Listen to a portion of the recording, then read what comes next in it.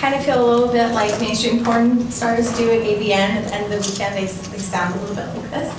So forgive me for having a little bit of a broken voice today. I'm going to try to project as much as possible. I want to acknowledge that I am a white North American descendant of European settlers, that I don't know the history of the land that I'm on today, except that it was a long history of nations, including Mississauga, before it was colonized by my ancestors. I identify as a non-binary, femme-masculine, genderqueer, but today I speak from the point of view of a queer person who has been socialized, raised, and perceived as a cis woman. I generally speak as a non-binary feminist alongside my own connections to genderqueer, non-binary femme, and trans identity. But in this piece, I am speaking from my own experiences as a female and a genderqueer. Today, when I say us, I speak of women, non-binary femmes, and anyone loosely associated with the experiences of female oppression. I also hold privilege as a porn producer who profits off the images of sex workers, as well as being a sex worker myself. My ability to travel, sleep in a warm bed, eat, write, think, play, and do activism is due in part to profiting off the images of my friends and coworkers. I would like to acknowledge them and in this keynote and thank them for their continued support and collaboration.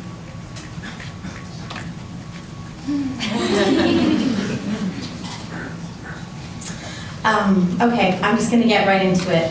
What I'm about to say breaks a lot of unspoken rules in the porn star handbook. We're not really supposed to talk about this, and I will tell you why when I'm done. My name is Courtney Trouble. I am a sex worker, a porn performer, and a survivor of rape and sexual abuse. In my freshman year of high school, I was molested by my older stepbrother. I didn't know it then, but it totally broke me. I broke up with my high school sweetheart and lied to all of my friends about why we split. I told them all a different lie, and it caught up to me. On the last day of 9th grade, they threw hate mail and death threats in my head. I had to leave school. That summer, my mother moved, and her children and stepchildren all moved far, far, far away from me, and nobody ever knew what happened. The next year, while visiting my mom in her new small town, I was raped by a man I had a crush on in a tent on a date. This date rape experience was coercive and manipulative, and afterwards, he called me cold. And he called me a bitch as I ran off to shave off my body hair. I chased my childhood for another year, or maybe 10. Porn stars aren't supposed to talk about this because it reaffirms every fucked up sexist, classist stigma against us. We are victims, our families abandon us, we are broken, we're seeking love in all the wrong places, and for that we are second-class citizens, and in some cases not seen as citizens at all. It doesn't matter that in these cases of abandonment and abuse and rape, there are more correlation than causation, and that even with 240,000 yearly victims of sexual abuse, only approximately 2,000 women take a dip in the porn performer pool in a given year. The forced connection between sexual abuse and sex work signifies an even larger systematic discrimination in place, that sex work is bad for us, that porn is an undignified profession for broken women, that literally the only field in which women consistently make more money than men is also the most contemptuous. If conservative media outlets were allowed to get a hold of my survivor story, they would most assuredly consider my past to be in direct correlation with my present, and make assumptions that I am a victim being further objectified by the adult industry. Many feminist groups of our time would make the same argument about me. While there are so many of us, not all people who identify with the word feminist are down with porno. In my research, and which by that I mean searching the feminist porn tag on Tumblr, that's my research. Anyways, so with my research, there's an alarming growth of anti-porn feminist college students. They're supported by media pundits and radical feminists who argue that all BDSM is real violence, all porn is rape, and sex workers come from damaged homes, and therefore we don't count as people who are allowed to make our own decisions. And we are just leaving a trail of carnage behind us as we go. Maybe that last little bit is true. Sex workers who have survived rape and sexual abuse silence themselves because our secrets are ammunition against us. While I have never been objectified by the adult industry that I participate in, I have no doubt in my mind that I would be exploited by Fox News or Gail Dines in a heartbeat due to my status as a survivor. People love to tell us sex workers what we should and shouldn't be doing. We probably get more unsolicited advice about our lives than children do. But nobody ever asks us to speak for ourselves. The feminist movement of our generation is battling rape culture, a huge pro-life resurgence, incarceration for free speech, inequality in our jobs and families, racism, transphobia, classism, slut-shaming, body-shaming, so many other fucking things that I care about.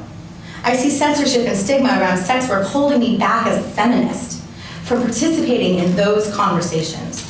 Porn stars are not allowed to talk to queer youth or volunteer at schools. We can't teach sex ed. We can't become mentors. We can't become teachers or psychologists. We are not encouraged to take roles of authority in our own fields of activism. We are not welcome to run for office, propose initiatives, or lobby the government. I see academics, administrators, journalists, the companies we work with, online resources, and even fans censoring and exploiting us simply because of how our society views sex workers. They misquote us, they use our private names, they list our class schedules, they post our home addresses, they steal our money, they steal our content, they flag and report our social media accounts. They do everything but tie us to a stake and burn us like witches. And some of us have been physically hurt. I'm banned from the largest social network in the world about 30% of the year. How's that for censorship? And if you're a sex worker or a porn star or even just a woman, good luck getting a job at Facebook or Google or PayPal or anywhere where you would have the power to decide what is and isn't offensive or appropriate. And if you're a sex worker or a porn star or maybe even just a woman, good luck getting a job anywhere at all if this conference is on your resume. If a woman retires from porn or sex work or the adult industry, it is almost entirely met with backlash, from those who would call her a failure, to those who would accuse her of burning out, to those who would use her retirement as a sign that, see, porn really is totally evil. Look how it hurts her.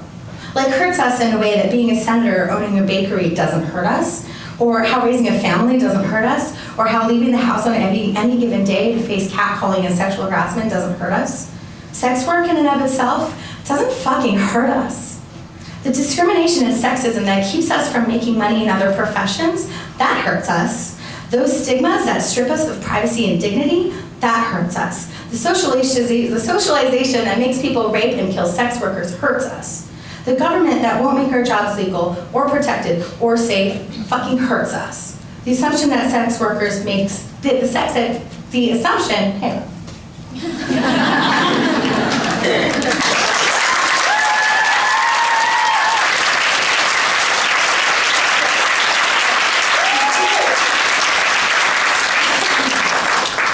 The assumption that sex workers being a sex worker makes us unfit to run countries, companies, and households hurts us. It isn't porn that objectifies women. The world objectifies women and porn workers, and strips us of our humanity, turns us into case studies, scarlet letters, and hard lessons learned. As a youth, I was a riot girl, and I guess I still am. Riot Girl was built on the foundation that survivors need to take up space to name their abuse. I've never come out as a survivor in public spaces because I'm afraid of strengthening the anti-porn rhetoric or losing my privacy. Sex workers silence themselves to protect themselves. The adult industry, feminist porn participants included, don't encourage us to do otherwise very often. I have seen porn performers shy away from speaking out against companies and directors that fuck them over. We discourage open and public communication with other performers and producers about ethical production standards because it puts us in jeopardy of losing the only jobs we can get. I have seen performers of all genders get pay cuts, kill fees, and blacklisted for being queer, taking chances, asking for protection, or challenging production standards. I have seen sex workers stuck in dead-end jobs because they are the wrong size, the wrong color, the wrong marketing keyword to get decent work in their chosen field. I've seen sex workers who are way more than ready to retire stuck in endless webcamming schedules and clip sales because you can't put porn on a resume. I myself have made light of the severe censorship I encounter on a daily basis in order to do business in the industry. I have withheld my beliefs and interests for a paycheck. And outside of porn, I have presented myself as nothing more than a housewife or a fast food worker. My husband owns a pizza restaurant. On many occasions, because the stigma behind what I really do for a living makes most conversations with strangers unbearable. I'm sick of being silenced. I'm sick of silencing myself. I want to embrace the culture of calling out our weaknesses as a community. I want to enable consent culture to permeate our community and provide us with systems of accountability and change. This is my motivation. This is my inspiration. I want the feminist porn movement to be just more than a group of us rallying around each other's self-empowering, cool short films and porn sites. I want us to stand up for the empowerment of sex workers. I want us to fight to end the discrimination against porn, the people who work in it, and the people who watch it. I want us to stand for more than just the importance of diversity, and for that to happen, we have to fully embrace our diversity.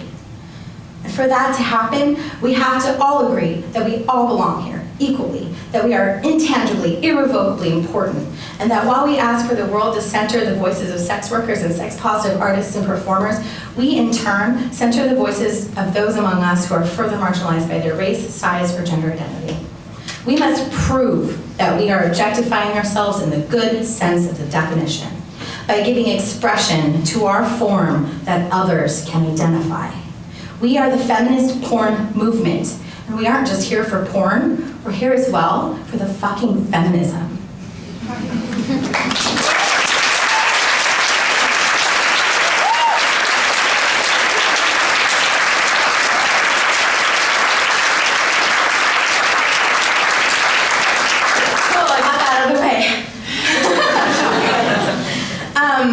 We have to stop making porn that is only accessible to the average male porn consumer, or what I'm going to call from here on out, with much, much love, of course, to the casual cis guy. It's cool, he's casual. He's not hurting anybody. He just likes porn, and he's always had access to it. It's no big deal.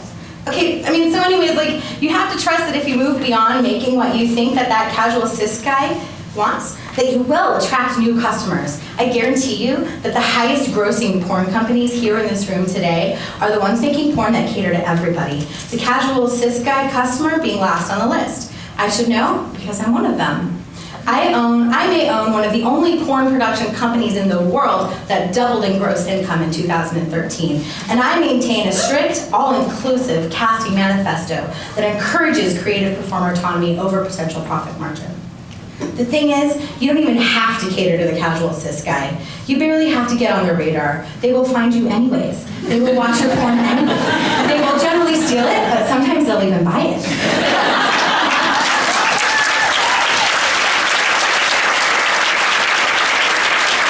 And no matter how weird you think your porn might be, they've seen weirder and they like it. And if your porn is really cool and different like mine, they will have private, casual, cis guy epiphanies in their houses that they own. Realizations that they are complex, that you are beautiful, and maybe they want to put something in their butts.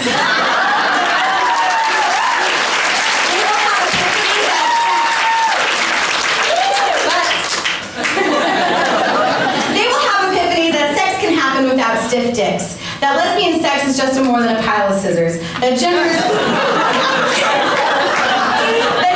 far more than just a box you check on a form or a sign on a bathroom door, which doesn't generally work anyways. They will share your porn with their casual cis guy friends and their wives and their new boyfriends, and they will come and see you the next time you put on a public event, and they'll tell you all about it. I have hundreds of fan letters to prove that this casual cis guy feminist porn intervention, that narrative actually happens. We have got to give them more credit. We have got to start ignoring the common data that tells us that there are only a few kinds of porn that will reach the much needed audience that will fund you. The casual cis guy will find you because it's porn. And they own porn. They are entitled to it. They were socialized to like it. They belong to it. They invented it. So forget about them. Casual cis guys will tell you what they think they want, but they will still watch and pay because that's the way they've been socialized. It's easy. Forget about them and serve yourself. Serve your friends. Make porn that makes you laugh or cry or come or fight with someone. Make porn that says something. Make porn that says nothing. Make it as a treat. Make it as a manifesto. Make porn for everyone else. Make porn that actively challenges the gaze of the casual cis guy. The secret is that dedicated porn watchers, the connoisseurs, love a good challenge. They want what's new. They want what scares them. After they scour Pornhub for an hour looking for the perfect POV blowjob, they will find you because inevitably, porn fans always want something interesting and new. So do something interesting and new. Don't worry, you'll buy it anyways. Trans Girls Revolution Porn Style Now is my highest grossing film ever. Lesbian Curves was my highest grossing film before that, and it directly funded the project. I thought I was taking money from a sure thing and investing it in a love letter, a punk rock paradise, but most of all, what I thought would be a financial investment in social justice and not a means to pay my rent. I thought for sure that my choice is to include trans women who don't talk with their penises, trans women who don't ejaculate, trans lesbians, trans women of color, muffing, fisting, sporting, crying, BDSM, performative non-consent, and sex in the middle of a dyke march would mean that trans girls would alienate all of the powerful, casual, cis guy consumers, and I would barely recoup the costs of production. But I did. I doubled it. It surpassed everything. Casual cis guys fucking fell in love with it. They've become obsessed with the stars. They've become obsessed with the concept. They keep bringing me new ideas for different scenes, not that I'll listen. They've purchased multiple copies. They've stocked it in Lover's package. It doesn't look anything like mainstream transsexual porn and has still managed to get nominated for Best Film at the Transgender Erotica Awards alongside totally offensive titles like S-word strokers and T-word chasers. I took a chance on a project that I knew I needed to make, and I made it without worrying about what casual cis guy porn fan was going to think. Well, I'm lying. I was totally frightened about what that guy would think. He pays my rent. Movies cost a lot of money. To be honest, I thought the same thing about lesbian curves. There's no such thing as BBW lesbian porn. I made that film to bridge a gap between the BBW porn niche, queer porn, and mainstream girl-girl corporate pornography, and some grand optimism that my risk would be rewarded, with copious offers to work for Sovereign Sire and Sin Sage, for all the big companies, as a porn star. A crossover star, the next Dylan Ryan, the next Jiz Lee. I fantasized that my one little film would change everything. I put myself on the cover as a statement of self-love because I was scared. I went all in. I was, and still am, actively trying to eradicate the walls that have been placed between plus-size performers and the smaller ones. I loathe the separation of plus-size performers from general pornography. I am not a fetish, I am not a niche, I am not a special interest, I'm a professional fucking porn star with a totally perfect human body. That goes for everybody here.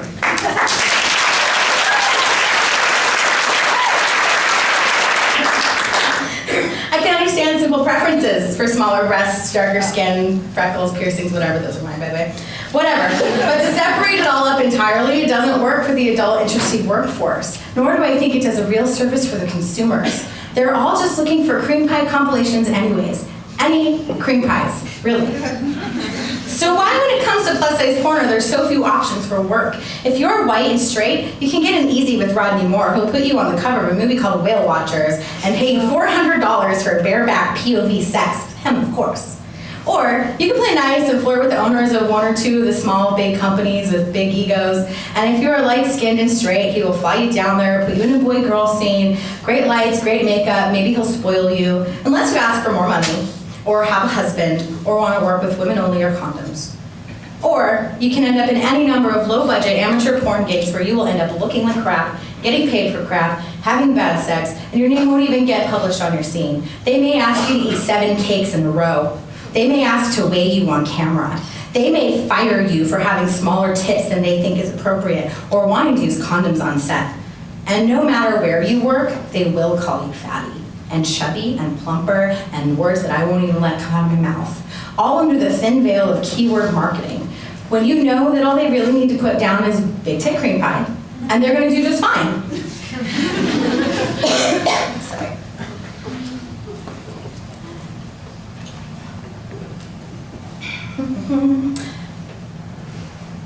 Every time I've applied for a lesbian porn company, I've been met with shrugged shoulders and bullshit apologies and emails like, if you can get all of our customers interested in that kind of stuff, maybe we'll try it. And by that kind of stuff, they mean my body, my totally acceptable, healthy human body. There are still not enough feminist porn options for plus-size sex workers either, and this is where I might get a little bit confrontational. There are no alt porn companies that hire my size. There are no hairy or natural girl companies that will hire my size. Queer porn is the only size-integrated genre of pornography at this time, and even some queer porn companies are hesitant to hire plus size. And for those of you in this room who are producers and feminists and who have fear around including plus-size performers in your work on a regular basis, I want you to remember that fat is a feminist issue. And by separating us from your projects, you are separating this movement. Go home and research feminist fat positivity and fucking change your story. I don't care if it looks obvious. I don't care if you start small. Just do it.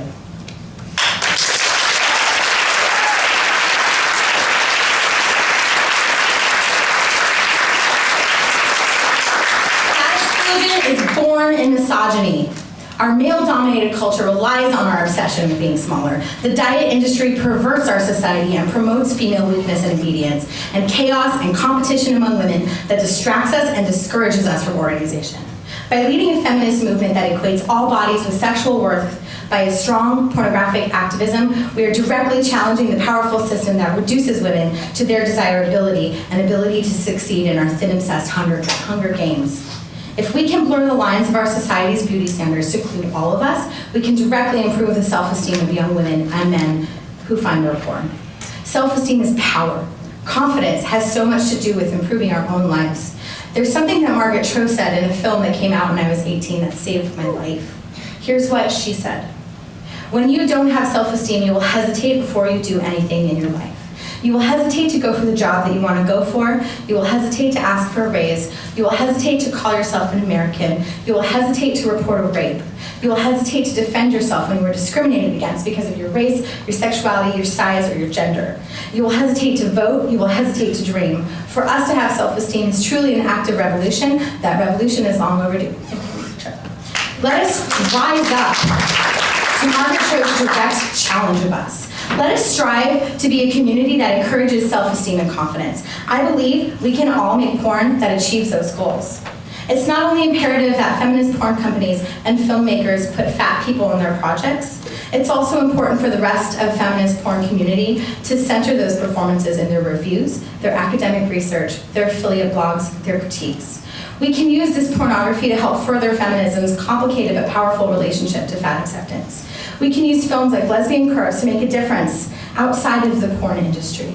We can create role models like April Flores and Betty Black and Kitty Stryker to inspire young women to fight for confidence against a system that seeks to destroy their self-love.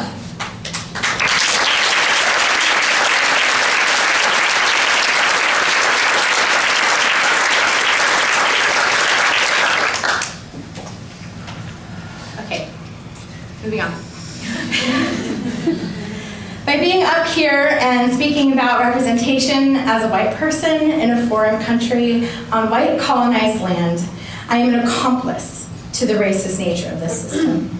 As I stand here talking about my experiences and the experiences of my colleagues, I'm actively taking space away from a genderqueer sex worker of color, a mixed-race trans woman, or any number of other folks who have incredibly important things to say, and about how we can make this community better at fighting our own institutionalized oppression. I have taken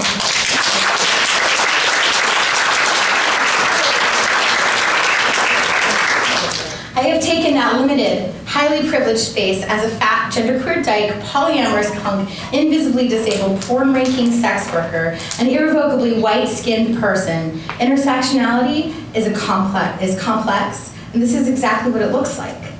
This next part will not come easy, and it doesn't make me happy to say it. The academic system is not set up to value the voices of the oppressed. We accept that by default when we forget to center new leaders of color to teach, motivate, challenge, and lead our movement. It's complicated because leaders of color, like the incredible co-founder of this conference, Dr. Maria Miller-Young, or longtime sex worker activist Cinnamon Maxine, face far more challenges than people like myself when it comes to getting here to do the work and speaking up. But those voices are the ones that we need to hear the most. And what they might say if they were up here is that we aren't doing enough, that we need to be more inclusive, more aware, more sensitive to the entire community's needs. I am incredibly grateful for the opportunities I have been given to speak and perform and educate and inspire, and I hope I can inspire all of us to think harder and work harder to make feminist porn more racially inclusive. A majority of modern queer porn is created by people of color like Shine Louise Houston, Toby Hill-Meyer, Jiz Lee, Asia Pop Films, Carrie Grace, Cinnamon Maxine, Betty Black, and Fillmore 510. As queers in a tight-knit community, we do realize that to be a person of color and queer is significantly different than being white and queer. We center those voices. The queer porn scene is growing and thriving and pulsing through the veins of this community. I'm so honored to be a small part of a community that places so much value on intersectionality and on anti-oppression. We have been forced to be innovators. We are the ones to look up to, the ones to look out for. We are the future of feminist porn, so watch that space. It doesn't matter if we consider ourselves anti-oppression allies or educated. It doesn't matter if you look in the mirror and you don't see a racist, or look out into the world and don't see those systems of oppression. By continuing on, without acknowledging our privilege, will only make the rift between white feminism and women of color deeper. This world is still affected by racial imbalances and institutionalized oppression. If we sit here and continue doing what we are doing, even though we know there aren't enough people of color winning awards, screening films, getting performance gigs, or even sitting in this room, if we acknowledge that we want more people of color here and attempt outreach, even if we do that, we are being inherently racist by continuing our work without them. I challenge everyone here, all producers, writers, performers, media, academics, and fans, to actively confront and interrupt how we perceive people of color within our industry and battle those stigmas head fucking on. What are they so we can recognize them? Women of color are continually stigmatized as hypersexual or trashy despite the countless years that American slaves submitted to rape and molestation. They are perceived as uneducated and poor or unsophisticated while our institutions and governments have done nothing to pay back the debts created by slavery and indentured servitude that our ancestors created. Women of color are also often stigmatized as angry and loud, and for that I have to ask, what the fuck is wrong with being angry and loud? Why is it so taboo?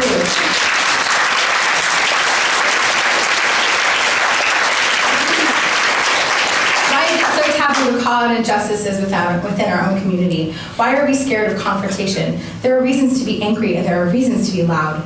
I want to acknowledge that most of the inspiration I got for this segment was from Akio Maroon, Tanisha HD, and Dr. Maria Miller's presentations in yesterday's panel, Sexual Consumption, Labor, and Expressions by Women of Color.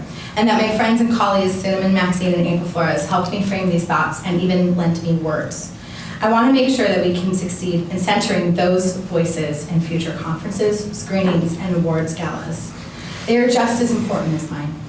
It is not right that I'm speaking for them without the system making space for them to speak to you themselves, and for that, I am sorry. I want to personally apologize for taking up even more space as a white person. And if you are a person of color in this room and you want to stand up and address the crowd, I would like to take as much time as we need right now to make that space for you, even if it's just to stand up and say your name.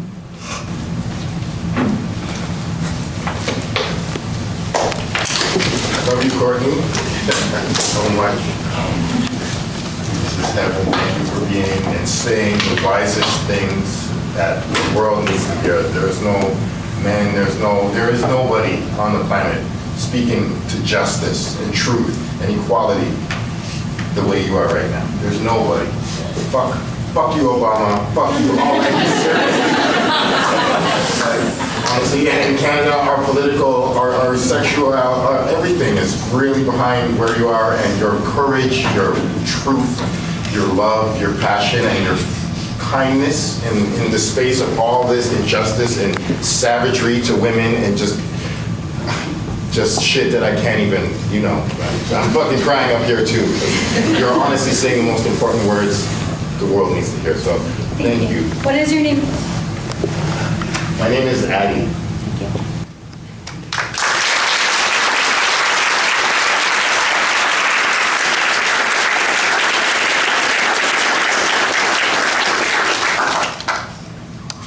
I'll just say my name, April.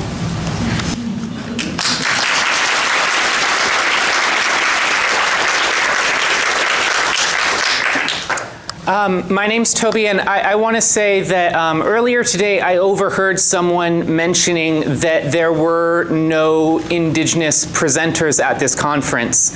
And I know that my bio says multiracial and it doesn't specify, but I'm Indigenous, Yaqui, Chicana, and European. And those are all very important aspects of me. I also want to say, if you don't already know, I'm a performer, a director, and I run Handbasket Productions.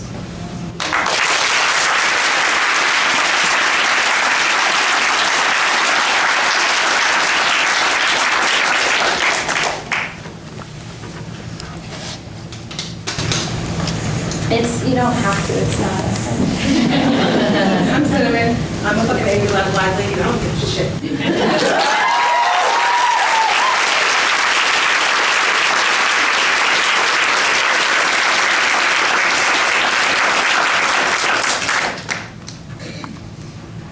The feminist porn community needs to not only center the voices of people of color who can be here in this room, but we need to slow down and make sure that we are including the voices and the needs of those who can't be here in this space. When the feminist porn community talks about diversity, we're not talking about making sure that you have one of everything on your DVD or putting women and trans on your event flyers. Diversity in feminist porn means that we are fighting not only for ourselves and our own demons, but we are also fighting for the rights of our brothers and sisters and non-binary kin. We are showing solidarity for equal access to adult entertainment for a diverse audience of women, men, and non-binary folks. We are showing solidarity for sex workers of all races. Feminist communities have fallen to the ground in utter failure. Riot Girl, beloved my heart included, because they could not get a hold of intersectionality. Let us be the exception to that rule. Seeing images of ourselves reflected back to us in media that we engage with is extremely important. Each positive image we see can break down a few moments of shame, pain, or self-hatred. For those of us in the world who aren't cis, white, thin, and able-bodied, representation in porn is absolutely 100% essential. Let us take the opportunities that we have been given in this medium and this movement to break every stereotype, to tell new stories, to inspire to points of view that rise above our own. Each of us in this room is a microphone for our entire community. The people we hope to reach are already watching us. We just have to reciprocate that attention and make a connection. It is only when we are all working together as feminists, sex workers, academics, people of color, fat activists, queers, trans dykes, gay boys, riot girls, and casual cis guys, will we begin to see real change in the way that sexuality is represented and respected in our society. We make porn. We talk about porn, watch porn, critique porn, perform in porn for 100 billion different reasons. Making money is a really big reason, but it's not our only excuse. That's what separates us from those of us in this room from the convention floor at XBiz or AVN. Once we put aside our fears that the casual cis guy customer won't buy our porn, we are free to make whatever the fuck we want. Free to have feminist communities and queer communities who will support our projects with money and attention and love. Free to fight our own demons and speak our minds. Free to use porn to affect feminism. Free to let our feminism inform our porn.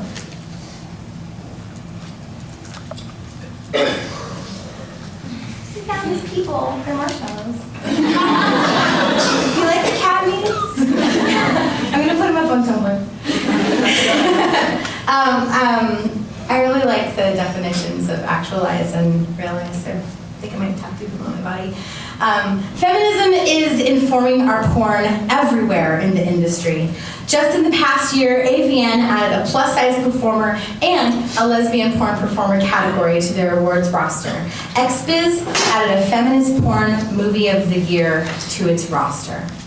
Both AVN and XBiz hosted first ever feminist porn panels during their conventions. The protested but necessary, forgive me, Tranny Awards changed their name to the Transgender Erotica Awards after people spoke up over the derogatory name. People like me, people like Toby, people in this room. We did that. X-Critic stopped using trans slurs in its reviews of indie trans-positive porn films like Doing It Again, Playful Awakening, and Trans Girls.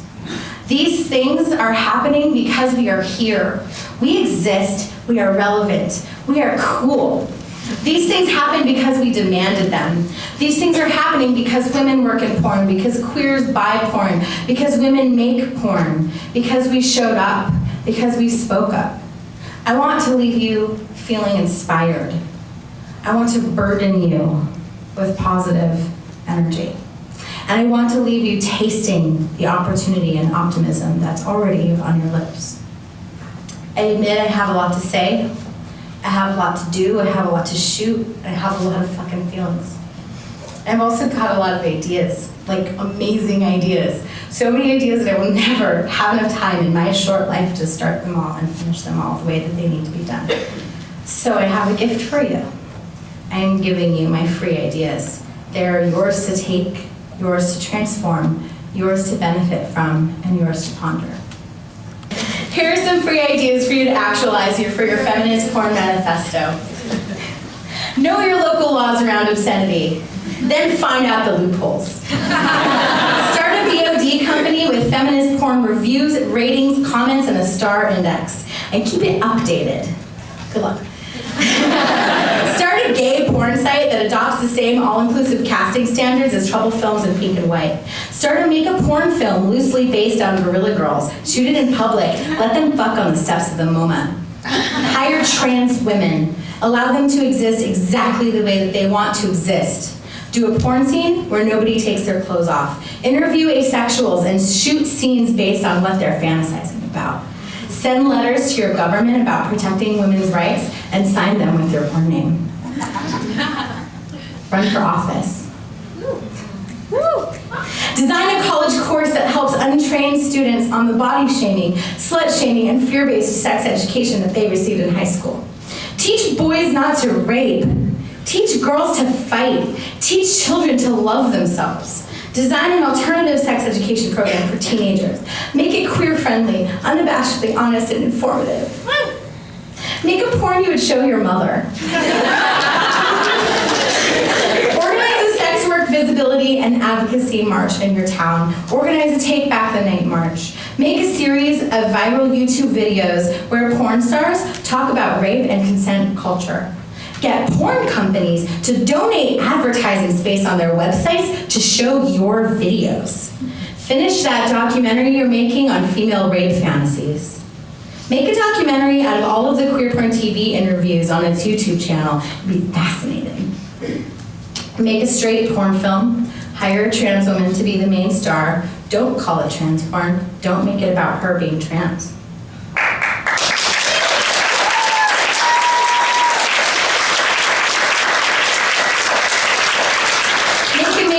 Girl porn film, but include a few women of size. Don't mention anybody's size in your marketing.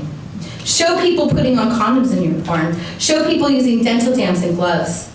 Find close friends who suffer from institutionalized repression and oppression and give them space. Let them speak at your conference. Let them write your next film. Let them teach your class. Create and affirm positive role models in our community. Design movie posters for your favorite feminist porn films and put them up in your neighborhood. For 1 year, make it a point to only work with trans, fat, or POC porn stars. And if you can't find those people, don't make anything. Put yourself in service of artists of color. Support what is out there instead of making more non-inclusive work.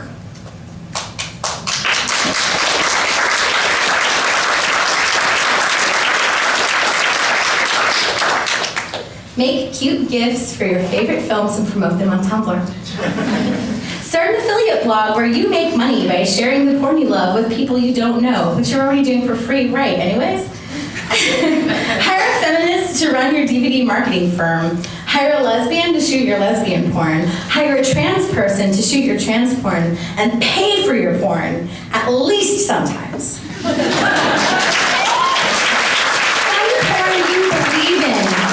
Make porn you believe in. Help others make porn they believe in. Tell your friends about your relationship to pornography.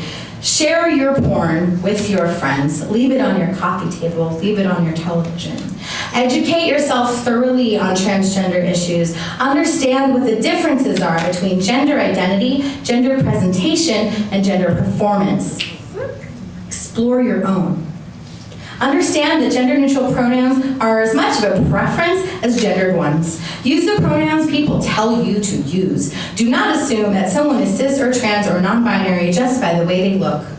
Know what a TERF is and avoid them at all costs. Or, make them not be TERFs. Understand cultural appropriation, examine how you are inspired by cultures you don't identify with, know why it's important to make responsible decisions around visual imagery and experiences that aren't your own. Write an article about how cultural appropriation affects pornography, how culturally appropriative porn affects its audience. Write letters to mainstream porn companies. Tell them to stop using derogatory terms in their marketing, especially those of you who don't get a paycheck from the adult industry. Instead of complaining that something in mainstream porn is fucked up, tell them it's fucked up. Especially if you don't rely on them for your paycheck. If you yourself get called out, don't blame call-out culture. Just listen. If somebody is speaking to you, think about how long it takes you to speak up about stuff that makes you angry. Don't ever call a marginalized person defensive when they call you out. The opposite of defense is offense. Don't be offensive. Make a straight film from the POV of the woman. Build an entire company around it. If you're a porn fan, tell the companies you watch what you want to see. Request your favorite stars, buy their scenes, leave comments, interact with the companies you admire. Support performers by never giving them your unsolicited advice, by not judging their bodies, whether they get bigger or smaller or stay the same, by not outing them to their friends, their family, by respecting their privacy, by not judging their life decisions, by not insulting their intelligence, by not comparing them to other performers, by not calling them crazy, by not judging or questioning their sexual orientation based on the way they work or who they fuck off camera, by not judging or questioning what they do for a living when they do what they do for a living might not always look like feminism.